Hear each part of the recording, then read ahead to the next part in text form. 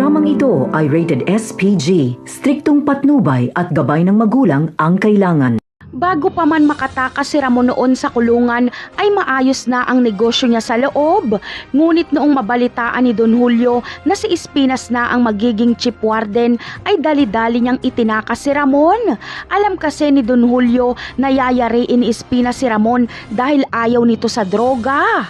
Sa madaling salita ay hindi kayang masuhulan nila Ramon si Espinas kahit gaano pa kalaki kapag may involved na droga. Kaya ang nilalakad ni Olga na magpasok ng ipinagbabawal na gamot sa loob ng bilibid ay hindi uubra dahil mariin itong tatanggihan ni Espinas.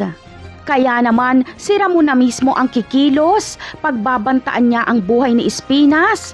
Ngunit hindi magpapasindak si Espinas dahil ayon sa kanya ay paunahan na lang daw sila ni Ramon kung sino ang unang tutumba.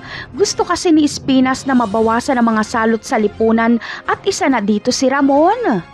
Kaya makakahanap si Ramon ng katapat.